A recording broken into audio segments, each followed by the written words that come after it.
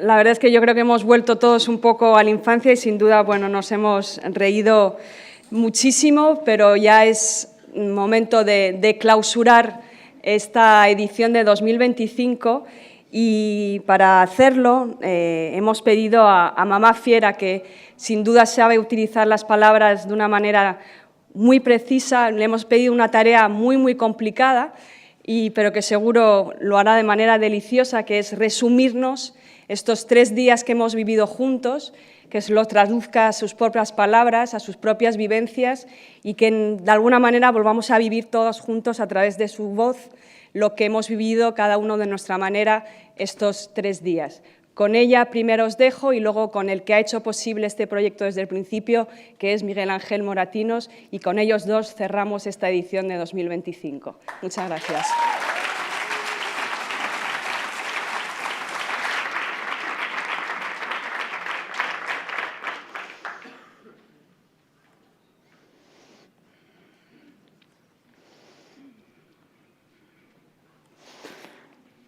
Hola, buenos días, buenas tardes.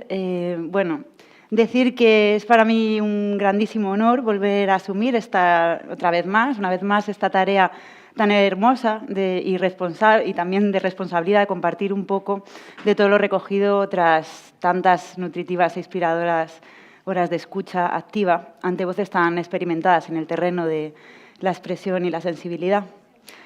Estoy absolutamente maravillada y con muchas ganas de jugar, así que muchísimas gracias, Sandra Tocaya, por invitarme de nuevo. Y bueno, quería empezar haciendo una pequeña confesión, y es que esta noche, cuando estaba un poco revisando todo lo que se había hablado y un poco probando el texto en voz alta, que es como a mí me gusta probarlo, pues notaba que en algunos puntos se me entrecortaba la voz y pensaba, estoy súper sensible, ¿no? ¿Qué ha pasado estos días? Y digo, bueno, pues nada, si se me corta la voz, pues ya está, ¿no? O sea, iba a decir pido perdón, pero he pensado que no, que basta de pedir perdón por ser demasiado sensible, ¿no? Como igual que los niños, pues lloran cuando sienten y no cuando toca o es correcto el lugar, el momento. Pues bueno, si pasa o si me llegara a pasar, pues de alguna manera quiero reivindicar el derecho a que eso nos pueda pasar, porque al final el ser demasiado sensible no debería ser falta de madurez, ¿no? sino algo que nos hace humanas. Y bueno, pues a partir de ahí, comencemos. Bueno, las jornadas de diálogo se inauguraron este pasado viernes con el sonido de 3 voces. 3 voces que son resistencia en un mundo fragmentado, como bien dijo Sandra Maunac al presentarlas. La de la escritora Leila Guerrero y las voces cantadas de Marta Torrella y Elena Ross de Tartar Elena. 3 voces reinas que reinaron el comienzo de estas jornadas de diálogo entre el follaje y la luz de nuestra llamada Isla del Rey. Con Leila Guerrero nos pudimos aproximar a su particular verano invencible, ese verano de infancia que existe para siempre, según sus propias palabras, donde en su caso, desde la pieza de los cachivaches en la casa colonial de su abuela en Punta del Este, se podía enajenar del mundo para poder fantasear, habitar otros yos, para vaciarse y poder así crear un nuevo orden con nuevas reglas, las reglas de sus juegos. Así mismo, como ya de adulta, necesita vaciarse para escribir. Y es que al fin y al cabo ya escribía de niña, antes de ni siquiera saber trazar palabras, a través de la invención de aquellas historias, precisamente. Así como también leía antes de saber leer, a través de las historias que le contaban, especialmente su abuela. Y es que la escritura y el juego ocupan el mismo espacio en aquella casa, según nos decía. También nos contaba que, así como en el mito de Sísifo, narrado por Camus, Sísifo era más fuerte que su roca justo en la pausa, justo antes de retomar el trabajo de volverla a empujar, Leila nos explicaba que ella se sentía dichosa justo en ese espacio que se genera entre terminar un texto y comenzar uno nuevo. Espacio a través del cual se permite reconectar con el verdadero sentido de su impulso de escribir. Escribir por el placer de escribir, así como se juega en la infancia por el placer de jugar. En esta línea nos transmitía que ella considera que el juego infantil está constantemente amenazado por la intención adulta de darle utilidad a todo, confundiendo a menudo la educación con la domesticación. Y es que definitivamente el mundo adulto puede reforzarnos o destrozarnos. Para terminar, nos confesó que le encantaría reencontrarse con su colección perdida de figuritas que traían los chocolates Jacks, que le gusta fantasear con la idea de que tal vez si las recuperaría con ellas toda su infancia. La jornada finalizó con Tartar Helena, que nos transportaron en un viaje acústico, conectándonos con tiempos antiguos y modernos, con lo sagrado y lo electrónico, con la tierra, la raíz y la voz del agua. Un viaje sonoro ejemplo vivo del ejercicio de jugar, del derecho y del revés, donde hasta de un error casual pueden hacer una nueva creación, una nueva oportunidad de recrear una fantasía con la que maravillarnos. La jornada de ayer sábado comenzó con la propuesta de diálogo en torno al concepto de lucidez, de esa necesidad de mantener una visión lúcida. Edwin Plenel, procedente de Francia, como periodista, nos recordaba que para lograr esa ansiada lucidez es urgente un periodismo que contribuya a ver claro ante la emergente dictadura de la opinión. La lucidez es necesaria para asumir y reconocer nuestra responsabilidad sobre los monstruos creados por nosotros mismos, esos monstruos que nos paralizan, nos decía. Y la primera lucidez es reconocer ese ansia de dominación tan asociada a lo masculino, ese impulso de someter al otro, de borrar al otro, la pretensión de superioridad, ese impulso colonial que se inició hace siglos desde Europa, imponiendo lo supuestamente civilizado sobre lo supuestamente bárbaro, mientras justifica genocidios con actos jurídicos. Tras esa primera lucidez hay también una primera esperanza, la oportunidad de decir no y encontrar el sí que hay detrás de esa negación, como explicaba Camus en El hombre rebelde. Tras esa negación comienza una afirmación al deseo de justicia, de libertad y de solidaridad.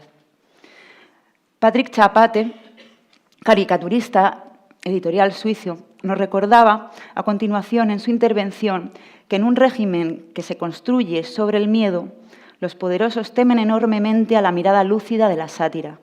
Y entonces el humor se convierte en una solitaria diana, donde lamentablemente en ocasiones se da lugar a la autocensura, que es la forma más extrema de censura. Sin embargo, la caricatura nos hace reír, y reír es necesario para crear sociedad. ¿Qué es el humor?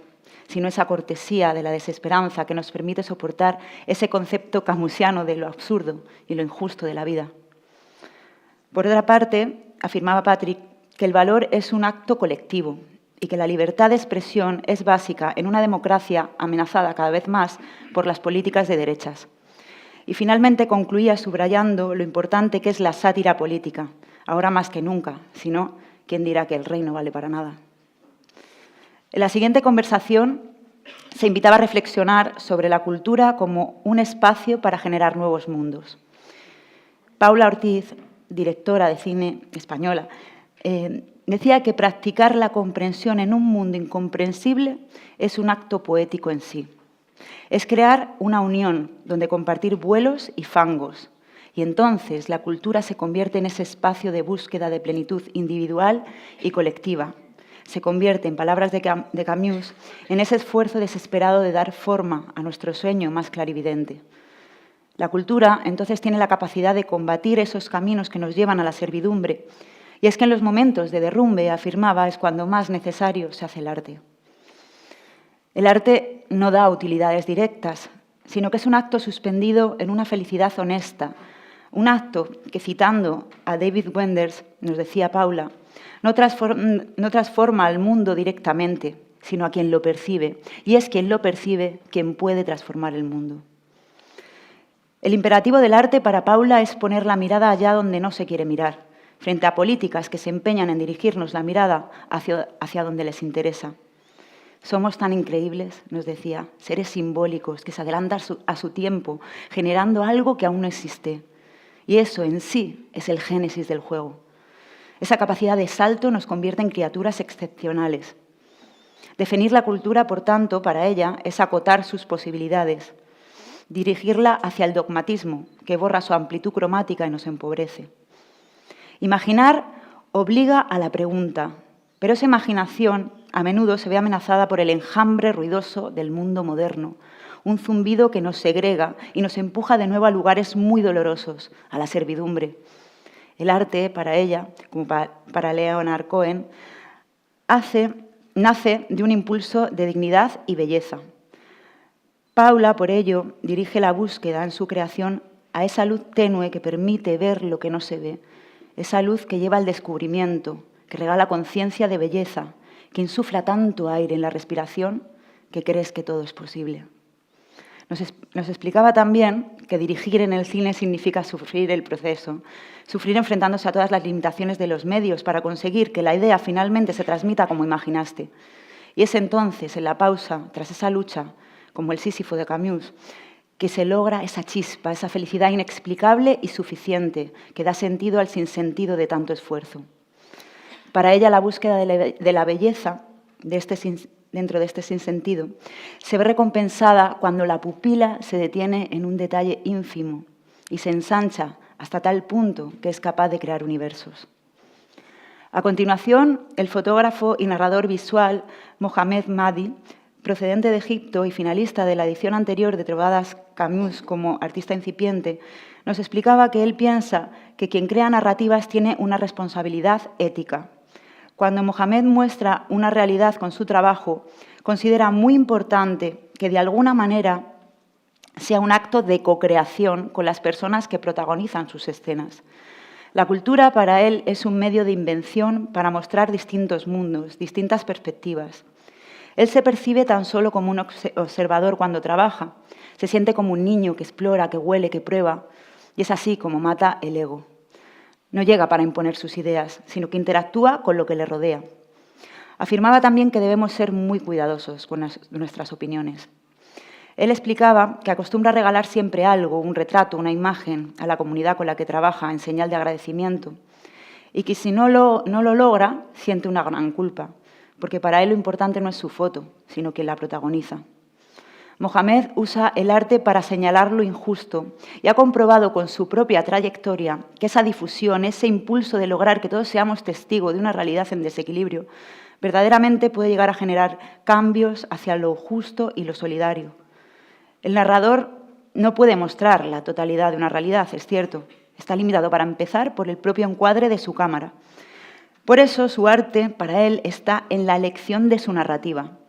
Mohamed concluía transmitiéndonos que él concibe el arte como una herramienta para generar memoria, para mostrar y hacer que emerjan historias que deben ser contadas en un mundo que practica el olvido, y que ahí es donde reside una posibilidad real de cambio.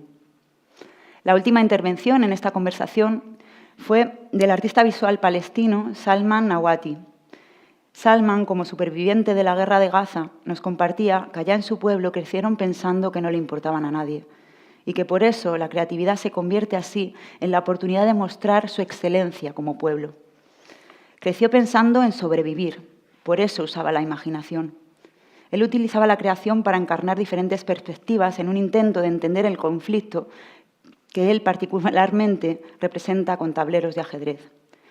Sobrevivimos en la imaginación, afirmaba Salman, y el arte entonces se convierte en un acto de resistencia ante el poder opresor. Asegura que ahora estamos perdidos y proponía, como forma de reencuentro, recuperar esas cocinas en las que crecimos, donde se cocinaba en familia y se compartían charlas. Afirmaba que siente que de alguna manera allí están las bases para recuperar su cultura. También nos manifestó su rechazo hacia el idioma colonial y la importancia de crear palabras en oposición para preservar la propia lengua. También aseguraba que es imprescindible trabajar de forma colectiva para lograr metas. Hablamos de ello, decía, pero no construimos una metodología. No basta con trabajar en equipo solo durante el momento de trabajo, si después volvemos al individualismo. Por ello fundó un museo libre en la nube, o Hawat, en su idioma, para ofrecer ese derecho y oportunidad a su pueblo de poder elegir un lugar donde guardar la memoria colectiva. Somos minúsculos en este sistema creado por el ser humano. No lo olvidemos, subrayaba. Me dijeron que creyera en la libertad, en la democracia, y he descubierto que el mundo entero vive bajo diferentes formas de colonialismo, nos confesaba. La libertad es una ilusión. La gente se cree libre, pero no pueden serlo si su propio destino no está en sus manos. Y finalizaba con el mensaje de que debemos reencontrar el significado de la palabra libertad porque lo hemos perdido. Pero no debemos dar lugar a la desesperanza, pues si animamos al niño interior, lograremos rediseñar un futuro en el que todas y todos podamos al fin converger. Seguidamente tuvo lugar el siguiente encuentro. Esta vez se proponía una reflexión sobre el concepto de reencantamiento. En primer lugar, Agnes Spiekel, experta en la obra de Camus, nos recordó algunas ideas de su pensamiento en cuanto a ese concepto, diferenciando entre el encantamiento activo y pasivo, según si hablamos de la cualidad de un sujeto o de un objeto. Además, se presume que la necesidad de reencantamiento implica que anteriormente hubo un encanto seguido de un desencanto, y de ahí la pregunta: ¿cómo reencantarnos hoy día que el arte y la cultura se ha convertido en un objeto de comercio? ¿Cómo recuperar esa forma activa de recrear la mirada para volver a maravillarnos? Agnes nos recordó entonces que Camus en el poema El Sol explicaba que lo bello depende de la mirada. También que en el prefacio Las Islas relaciona el desencanto con la precariedad, que en el ensayo del sí y el no dice experimentar el encanto y el desencanto como el anverso y reverso de una misma página. Por otro lado, en el ensayo El desierto, Camus menciona estas soledades elegidas donde se experimenta la belleza como reencantamiento. Y de nuevo en Las Islas señala que comparte esa forma de encantamiento que el viajero vive cuando llega a un lugar sin saber que era donde quería llegar. Ese verano invencible que descubre Camus en su interior, nos explica Agnes, ha de regenerarse encontrando la belleza donde aún no se adivina. Por eso solo se puede ser un verdadero artista si se conoce el secreto del reencantamiento.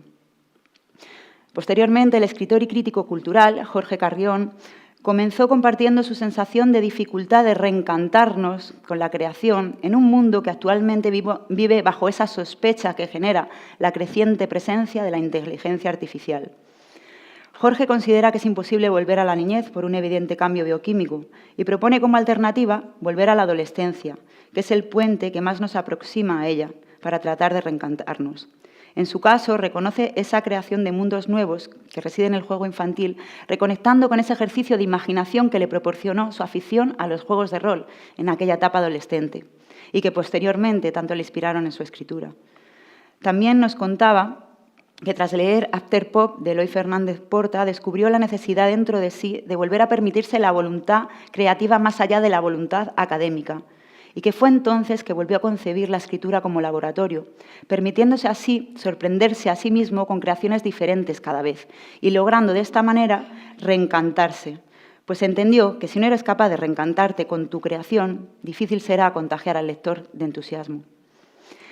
Seguidamente se propuso la polifonía del juego como tema semilla para la siguiente conversación, que empezó con la intervención de Lucía Sesma, filóloga y escritora. Lucía nos recordaba que el diálogo es la forma más amable de relacionarnos con el otro y que en el lenguaje reside esa posibilidad de crear nuestra identidad individual y colectiva. Desde el principio de los tiempos se sabe que los neandertales ya contaban con un lenguaje articulado, nos decía, y a través del estudio de las migraciones descubrimos que la evolución de las lenguas responde a distintos impulsos emocionales. De alguna manera, es una forma de darle sentido al tiempo más allá de nuestra supervivencia. La lengua se convierte así en un código que nos hace humanos, afirmaba. Aprendemos el lenguaje como juego, un juego que se va haciendo cada vez más complejo. Nuestros primeros sonidos, nos explicaba, responden a una necesidad de afecto y alimento. Por eso no es casualidad que mamá y papá se pronuncien de forma muy similar en distintos idiomas. La palabra mamá, por ejemplo, es el resultado de juntar una vocal abierta con el gesto de juntar los labios de la M, creando así una sílaba que se repite como insistencia de esa necesidad de alimento y afecto. En la narración después también aparece la mentira, que bien puede servir para generar ilusión y estimular la fantasía o para provocar engaño. Nos decía también que en la palabra reside esa capacidad de crear realidad o su posibilidad de existir. El lenguaje tiene además la cualidad de unirnos a nuestra tribu dejando fuera al resto, como observamos con las jergas. Puede servir también para crear otros yos a partir de los seudónimos o para crear códigos clandestinos de supervivencia. En cualquier caso, palabra e identidad es algo que siempre va unido. Y concluía recordándonos que el lenguaje tiene el poder de delatar, condenar o redimir, pero también de curar. A continuación, Moritz Neumüller, comisario, activista y docente austriaco, nos invitaba a la reflexión a través de algunos ejemplos visuales sobre la verdad y la mentira que reside en la representación, ya sea con palabras, códigos o imágenes. Las representaciones pueden ser verdad o mentira, pero parece que cada vez importa menos, debido a la presencia creciente de la inteligencia artificial. Y entonces, esta se convierte en un nuevo instrumento para la creatividad. En última instancia, compartió su preocupación ante la idea de cómo vamos reduciendo nuestros movimientos al dedo, perdiendo esa capacidad de jugar con todo el cuerpo que tenemos de niños. Pero es importante seguir jugando para mantener ese espíritu creativo y no debemos temer a la inteligencia artificial, pues nuestra creatividad siempre va más allá que sus algoritmos. Jugar es nuestra arma secreta.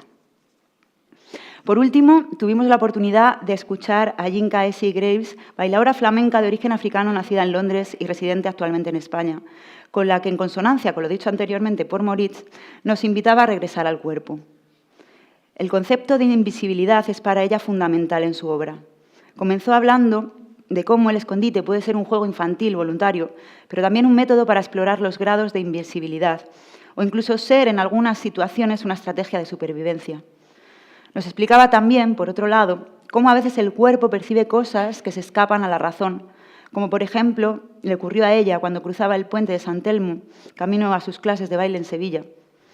Después entendió que aquel lugar fue un lugar donde transitaban rutas comerciales mediante las cuales llegaba el oro latinoamericano a Europa y esclavos africanos. Después nos mostró un ejemplo de invisibilidad en una escena filmada por los hermanos Lumière, primera documentación cinematográfica de baile flamenco, donde aparece un bailador africano ignorado por la mirada colectiva. Pero las cosas están allí, decía, aun cuando son invisibles. Posteriormente manifestaba que en un mundo occidental en el que impera el engaño de lo visible, ella se siente atraída por metodologías como la de Amma Wright, que se centra en la creatividad y conocimiento del cuerpo, en esa posibilidad de percibir a través de la piel lo que no recogen otros sentidos, para descubrir el poder del oculto y a partir de ahí practicar la improvisación con lo físico como juego. Esa escucha activa y profunda de los cuerpos y los espacios puede transformar la manera de relacionarnos con nosotros mismos y con los demás, aseguraba.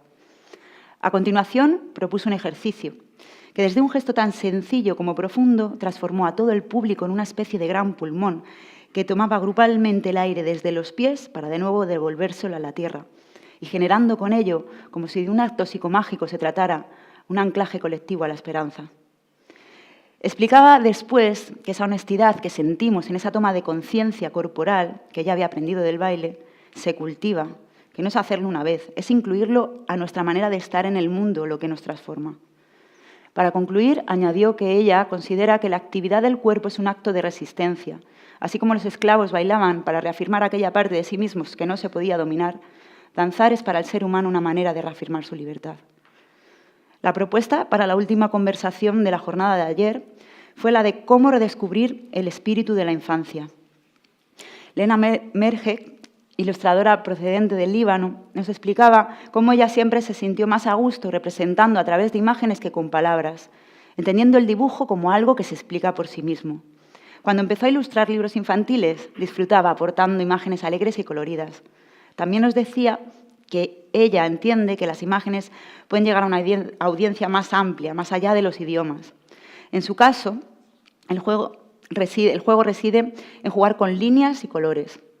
Después, trabajando con otros colectivos, descubrió el gusto de usar sus ilustraciones para crear narraciones subversivas, apoyando la resistencia de mujeres o del colectivo LGTB, entre otras luchas. Añadía también que el humor para ella a menudo reside en la confusión de conceptos trilingües de su cabeza. Nos explicaba que es difícil gestionar esa sensación de sentirte extranjera en todos lados. No sueno alemana, como mi madre nos decía, pero tampoco parezco árabe. Y nos explicaba que esa sensación siente que la conecta de algún modo con la incomodez que deben sentir los árabes que viven en Francia, por ejemplo. En definitiva, concluyó, prefiero las imágenes como medio de creación para transmitir emociones. Esas sensaciones que generan aquellas noticias que se nos quedan en los cuerpos. Por último, Ben Okri, poeta y novelista nigeriano, nos confesó que se identifica mucho con Camus en cuanto al hecho en común de provenir de una infancia complicada, afectada por las guerras. Comparte además la idea de Camus de que el espíritu de creación es imposible que exista sin tener espíritu de juego. Y en cuanto a su concepto de lo absurdo, comparte la idea de que el sentido de cualquier cosa que hagamos está más allá de nuestra propia comprensión, y ahí reside para él lo absurdo. Pero el hecho de hacerlo supone que pueda tener un sentido al menos imaginado. Es por ello que tal vez los humanos seamos eso, creadores de sentido, nos decía Ben. Y continuó compartiéndonos la idea de que crear es construir universos dentro de universos, tanto si es al azar o con metodología. Crear es afirmar la maleabilidad del pensamiento, entrar en conexión con lo grande y lo pequeño, trascender los rigores de la razón. Crear es ampliar el mundo en direcciones que no existen, de forma paralela, como hacen los niños, que viven en un mundo de metáforas donde el mundo real es secundario, pues a ellos no les atrae el mundo, sino los posibles mundos. Es un acto mágico, aseguraba. El juego, continuaba, debe tomarse en serio para que cumpla su función, que no es lo mismo que tomárselo con solemnidad. Una creatividad sin juego se convierte en piedra en los corazones de los hombres y mujeres, afirmaba. Hemos hecho del juego algo solo para niños. Los juegos adultos son solo formas de combatir el hastío y el aburrimiento, algo completamente opuesto al espíritu lúdico. Jugar es el ímpetu creativo original. El juego devuelve la frescura a la vida. El juego genera su propio sentido, un universo soñado donde reinamos como creadoras y creadores, con nuestras propias reglas. Es por ello que juego y creatividad tienen el mismo origen. En este punto, proseguía, es necesario diferenciar entre el juego estructurado, ese que se impone a los niños para liberar a los padres de darles atención, y que más que juegos generan adicciones, y el auténtico, el diseñado por el propio niño, ese que es transgresor, que se construye con combinaciones improvisadas, que nace de esa voluntad de desobedecer a lo impuesto desde fuera. El activismo desde el juego en un mundo que se desmorona es cada vez más importante, subrayaba. No es casualidad que el gran arte suceda más en momentos de cambio que de estabilidad. El juego nos ayuda a trascender lo ortodoxo e implicarnos con lo nuevo. Es por ello que el espíritu del juego está ligado a la idea de amor y esperanza. El juego, nos decía, es inteligencia amplificada tocada por lo infinito. Por último, para finalizar la jornada de ayer, tuvimos la ocasión de disfrutar de la música de Germán Díaz y Benjamín Otero, dos músicos de origen gallego que confesaron no tener la necesidad de volver a la infancia porque consideran que nunca salieron de ella. Y así lo demostraron, envolviéndonos con melodías que nos transportaron a un mundo de ensoñación y leyendas a través de sus instrumentos y juguetes sonoros, que sin duda nos invitaron a volver a esa infancia que aún les habita. En esta última jornada, la de hoy, comenzamos con una propuesta de diálogo acerca de esa posibilidad de establecer ese verano invencible dentro de nosotras.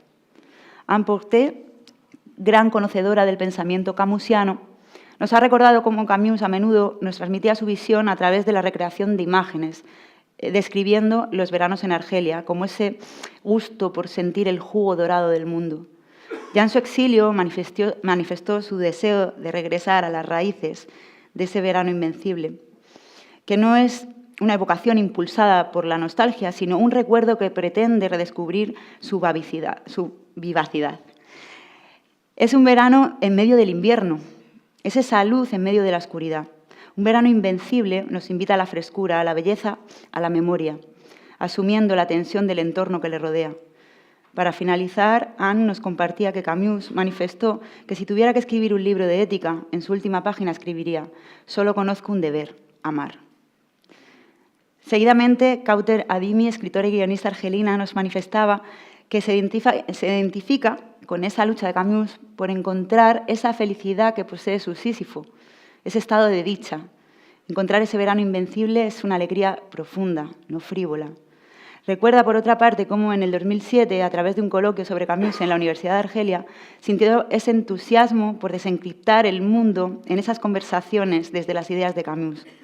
En este punto, Kauter considera los escritos de Camus de gran importancia porque favorecen puentes de comunicación para aliviar los conflictos entre Francia y Argelia. También resalta de su discurso su humildad, su poco interés por llevar la razón, sino por ayudar a esclarecer la verdad. Además, le conecta con Camus también algo que tiene que ver con la publicación de su nuevo libro, que está por salir, Alegría enemiga, donde describe las dificultades de su infancia, también afectada por la guerra, y los miedos sobreprotectores de su madre, de la que conserva algunas imágenes en los vídeos filmados por su padre, que digitalizó hace poco, y que donde parece entrar en contradicción con su recuerdo, ya que muestran alegría y apariencia de felicidad. Supone que ese debió ser de algún modo su particular verano invencible, en tensión con la situación que le tocó vivir. Por último, a partir de la premisa camusiana, crear es vivir dos veces, Cristina de Midel, fotógrafa, nos ha explicado cómo llegó a su particular forma de narrar, aquella donde por fin se siente cómoda. Ella, a través de distintas experiencias con la fotografía de prensa, sintió que no era su cometido de descubrirle la verdad al mundo ante lo injusto, y poco a poco encontró su camino dentro del sentido más lúdico de la creación, construyendo escenas, por ejemplo, a partir de escenografías, montajes y efectos que le sirvieron para desmontar sus propios clichés, adquiridos de ese inconsciente colectivo forjado por la fotografía que perpetúa una y otra vez estereotipos. El sentido del humor y de lo absurdo es clave en su obra, esas ganas de invitar al espectador a jugar. Y en ese punto ha quedado demostrado que tiene una gran habilidad, pues gracias a su intervención hemos podido disfrutar del sinsentido de lo que muchas veces nos rodea, desde esa sensación ligera y tan necesaria que nos aporta la comicidad. Y qué mejor manera que finalizar esta última jornada de diálogo del día de hoy, que esta invitación a regresar a la niñez a través de la fantasía que supone animar lo inanimado, la magia de los títeres. En este caso, también desde la ligereza del humor. Figuras que cobran vida a través de la fantasía creadora de que les insufla esa magia, para crear historias en la que la naturalidad de sus movimientos es tal que hasta las cuerdas que las sostienen parecen desaparecer ante nuestra mirada. En este caso, Alex Barty en manos de Alex Mihailovsky. Un gran regalo. Para concluir, tras recoger esta gran riqueza de ideas tan inspiradoras, me gustaría tratar de unificar todo lo compartido, todas las voces que fuimos y somos, en una sola voz. Aquella que nos reconecta a la esperanza.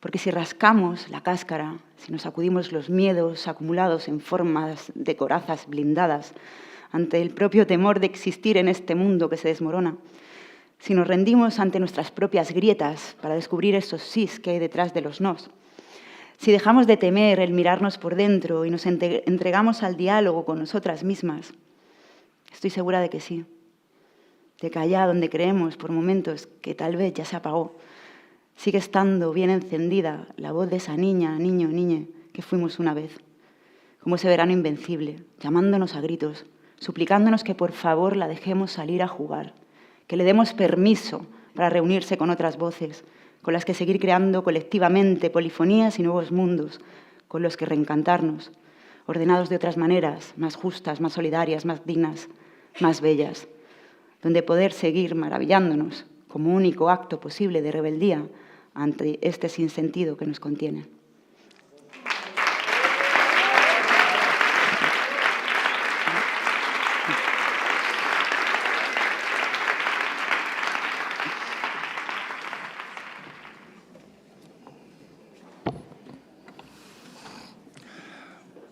Buen día.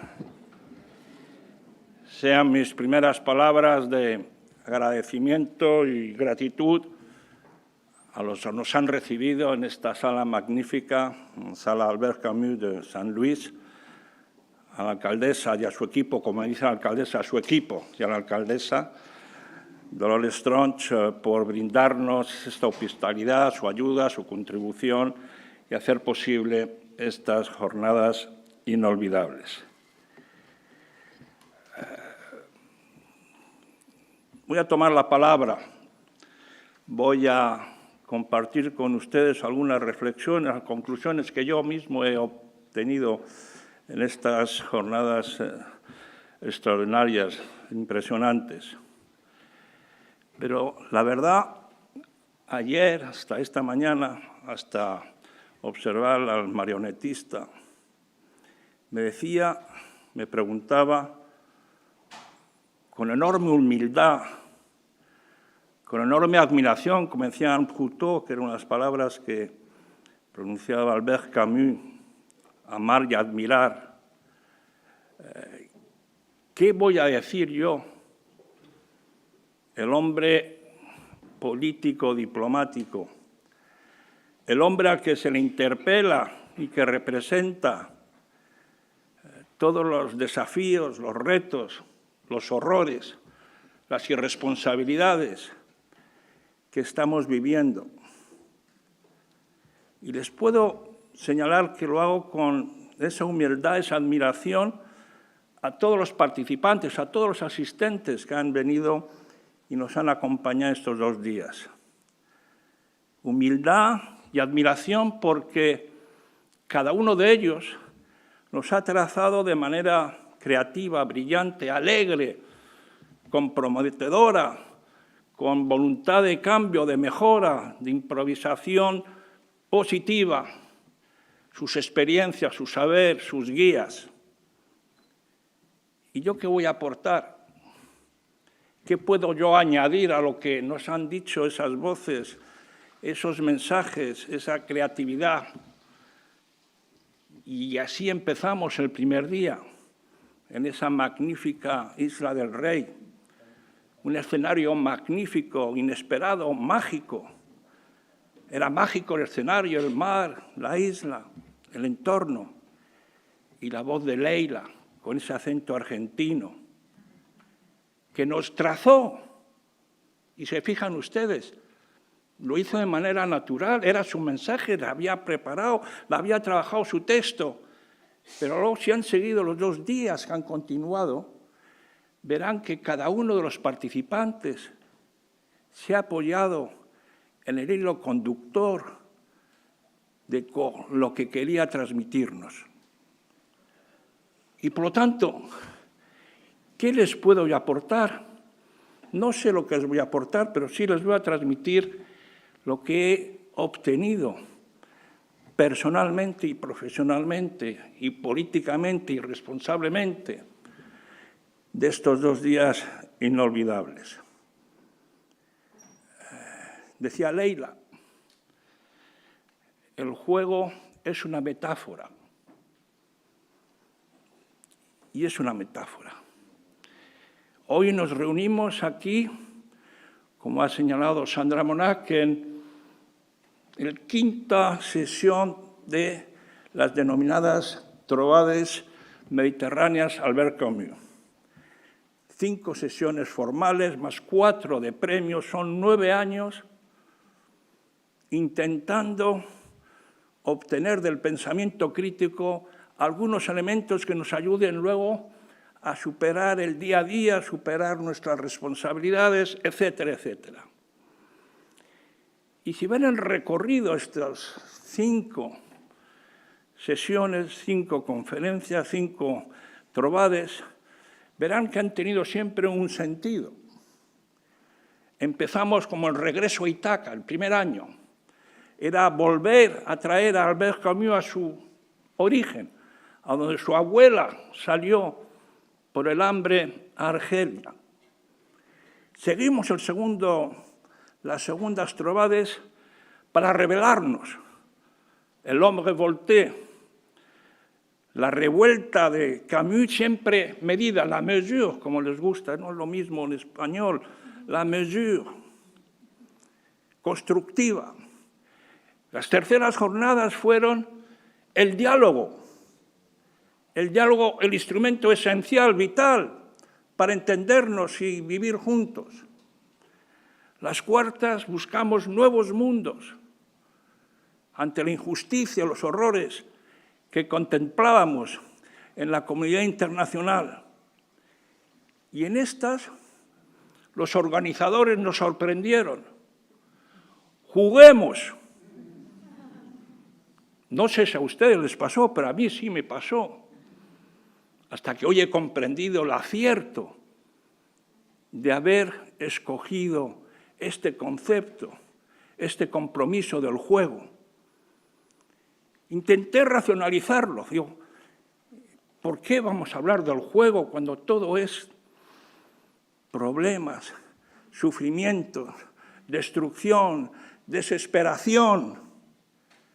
Y ahí encontré un anclaje, sí, porque queremos romper con la sociedad del miedo, la sociedad que te elimina la capacidad de ser ingenuos, de sorprendernos de la belleza, de vivir la vida, de expresar nuestros sentimientos. y que la sociedad del siglo XXI tiene una sociedad feliz, un mundo feliz, es el que todos y cada uno de nosotros queremos. Y nos imponen la guerra, la destrucción, el sufrimiento, la desaparición del ciudadano, la inteligencia artificial con la manipulación de unos y de otros. La seguridad, seguridad, seguridad, protegernos, el kit personal. Yo les daría muchos kits, ¿no?, que se han ofrecido durante estas 2 jornadas. Y ahí encontré, pues, el sentido de esta reunión. Y siguiendo el hilo conductor de Leila, nos decía, ella en su manera de escribir, en su búsqueda para jugar, decía, combatir 3 horrores. Quizás no te cite bien, Leila, pero voy a intentar memorizar. Uno, el horror, la deriva del fatalismo, de la impotencia. El segundo, el horror del caos. Y el tercero, el horror del vacío. Bueno, a nivel personal uno puede, pero a nivel del mundo no hay vacío, sí hay caos. Y sí hay el miedo a una especie de dosis de falta de humanización. Nos da todo igual. Las guerras siguen. Hace un año, en el Talaot de Trebucó, hicimos un acto maravilloso de clausura. Invitamos a unas artistas palestinas y lanzaron un grito en favor de Palestina, en favor del final de la guerra, del horror. No nos oyeron. No nos oyeron. Y fue solo hace un año. Y fue un grito desde un talayot, hace muchos siglos, donde todavía se mataba uno a palos o con las piedras, la edad de piedra. Pero es que estamos, queridos amigos, en la edad de piedra política, porque no sabemos resolver los problemas más que a través de la violencia, de la guerra. Y por eso una de mis últimas iniciativas es un grito por la paz, el final de las guerras, el respeto del derecho internacional.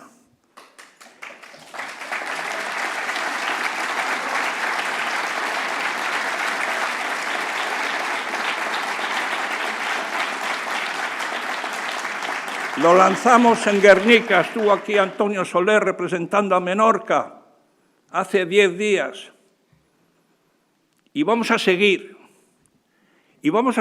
animados y entusiasmados por todo lo que hemos escuchado en estas 2 jornadas. Pero Leila también nos dijo el primer día que añoraba o veía su entorno, su ego, su persona, lo que buscaba, pero el globo terráqueo, el mundo, el individuo. ¿Y dónde está este individuo, este ciudadano, este hombre o mujer en este siglo XXI, en este comienzo del siglo XXI? ¿A dónde va el mundo? ¿Qué puede hacer el mundo? Y nuestro querido amigo Di Plener nos lo dijo, es un mundo que quieren construir sin límites, illimité, tu as dit, Eddy.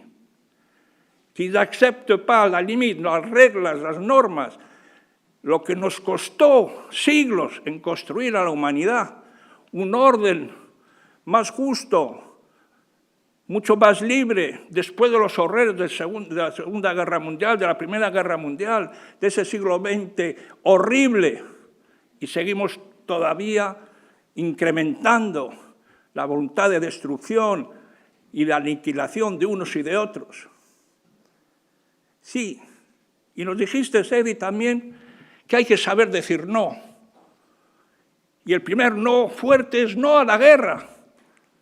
No hay guerras legítimas, decía Hannah Arendt. No hay el arte de la guerra, no hay arte en la guerra.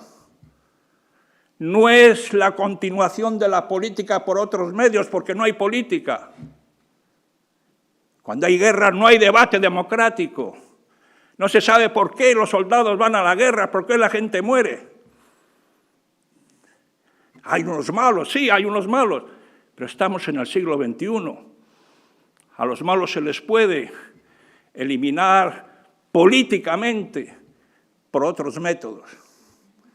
Por lo tanto, Eddie, sí, dijiste que hay que no solo reaccionar, hay que accionar, hay que actuar. ¿Y cómo vamos a actuar en el siglo XXI, en estos momentos? Cuando ese globo terráqueo que nos mencionaba Leila se está desmoronando, y todos hemos citado antes o después, y lo voy a hacer ahora de nuevo, esa cita del premio Nobel de Albert Camus, cuando lo recibe y que dice que su generación no tendrá la responsabilidad de cambiar el mundo, pero sí que el mundo no se deshaga. Pues se está deshaciendo delante de nosotros. Se está deshaciendo. Y no quiero yo aportar aquí tristeza porque estamos todos riendo, y no es nada de tristeza, es compromiso ciudadano. Y añadiría, y haría yo una quotation, modificando, parafraseando a Albert Camus. Sí, nuestra generación tiene una tarea más importante, que el mundo no se deshaga. Y yo añadiría ahora aquí en San Luis, en Menorca, en España, en el Mediterráneo, en Europa, en el mundo, y que la humanidad no se deshaga, no el mundo solo. La humanidad está en peligro, se está desmoronando porque estamos aceptando lo inaceptable. La deshumanización nos corroe. La deshumanización, viendo los horrores que están ocurriendo sin una respuesta, una movilización, es inaceptable. Por lo tanto, carguemos de esperanza, de fuerza, a través del juego positivo. Yo soy el primero en jugar, pero no me gustan los juegos de guerra. Yo recuerdo, todavía jugaba a los barcos militares. A2, hundido. BC, hundido. ¿Cuántos barcos he hundido yo siendo joven? Yo no quiero que mi nieta hunda barcos. Yo quiero que mi nieta disfrute de la ingenuidad, de la ilusión, de lo inesperado.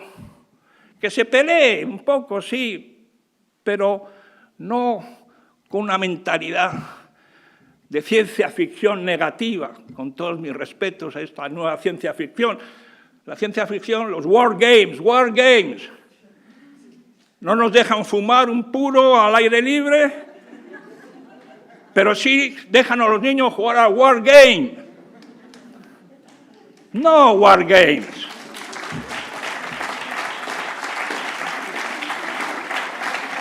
No war games. Por lo tanto, queridos amigos, y con ello concluyo, salgamos de este Centro Cultural Albert Camus de nuevo comprometidos a defender lo que es verdaderamente lo esencial en nuestra vida y que los clásicos nos repiten. Sí, Horacio decía, carpe diem, sí, disfrutemos del día, disfrutemos, seamos felices, carpe diem, no. Otros dicen, bueno, vamos a ver, la mesure, decía Apolo en el Delfos, el oráculo de Delfos, bueno, todo con mesura. Bien, vamos a ser mesurados en nuestra alegría, en nuestro entusiasmo. Y mi amigo filósofo cordobés, en el sentido que he tenido que representar a los cordobeses en el Parlamento español, Séneca decía, bueno, no hay malos vientos o buenos vientos si sabe cuál es el destino final, el puerto destino. Y esa es la pregunta que nos tenemos que decir, que hay muchos cantos de sirenas, muchos cantos, hoy día, muchos cantos de sirenas que nos quieren llevar a esas tormentosas aguas de la inteligencia artificial, donde el logaritmo es opaco, es antidemocrático. ¿Quién hace los logaritmos? ¿Le preguntan a ustedes quién hace los logaritmos? ¿Sabemos cómo se hacen los logaritmos? Pero todos estamos sorprendidos de los logaritmos.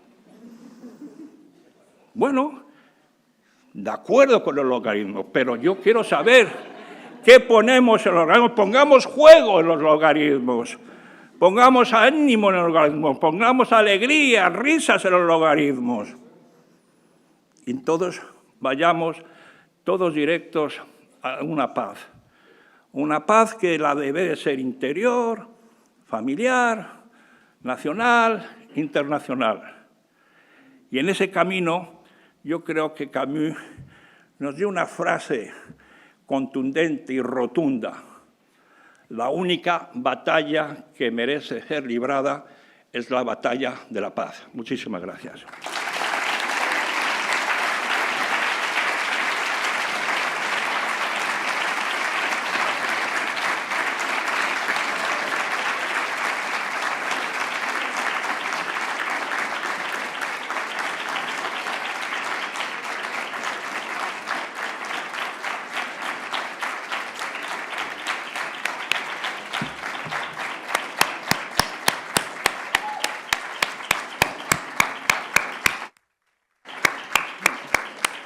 Bueno, pues es hora de decir adiós, pero antes es muy importante para este proyecto el dar las gracias, daros las gracias a vosotros, querido público, por haber sido tan fiel estos días. La jornada de ayer fue muy larga, así que muchísimas gracias. Muchísimas gracias a nuestros patrocinadores y colaboradores, pero sobre todo muchísimas gracias a todas y cada una de las personas que hacen posible este proyecto, y voy a ir a nombrarlas uno tras uno para que estén aquí con nosotros. Por supuesto, Miguel Ángel, sin ti este proyecto no hubiese sido posible. Carlos, mi alma, mi segundo, mi productor, mi hombre de la logística, mi todo. Mi asesoría científica, Agnès Piquel. Agnès, por favor, que me ayuda con los textos del programa. Michel Bagué, mi profesor, que ya no está con nosotros, pero que está en nuestros corazones. Y Fernando Fuentes, que también revisa toda mi programación. Mi gran diseñadora, Nerea García. Seguir aplaudiendo porque no están aquí, van subiendo. Mi equipo de media, Javier, por favor. David, por favor, Javier. Ana, por favor, Ana Gornés de nuestras redes, nuestro querido fotógrafo David Aquimbao, mis terrícolas Luis, Sergio, mi hombre detrás de la web Jordi, después de 9 años ya está aquí detrás nuestro, mi editor, revisor, corrector, coordinador de traductores Alex, que no estás aquí, mis traductoras, Carlota, Samuel, Agnès, mis queridos de la UCM, Claudia, por favor, Gabriel, por supuesto todos los traductores, intérpretes, por estos días tan intensos.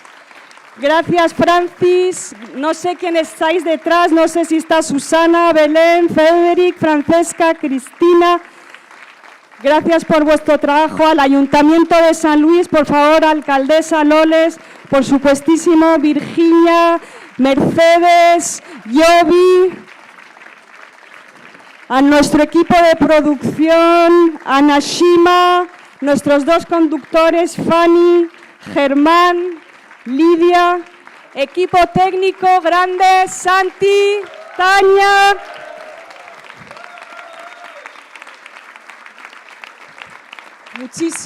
Por favor, Susana, nuestra librera.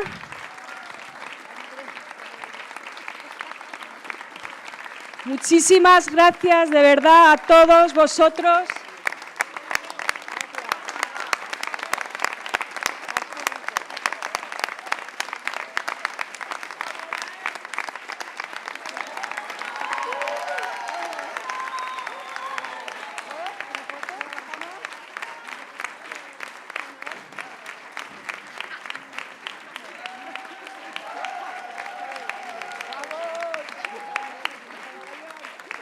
Lucharemos, no sabemos ningún año si habrá un próximo, vamos a luchar para que haya uno más y ya tengo título, será sobre la fraternidad. Gracias.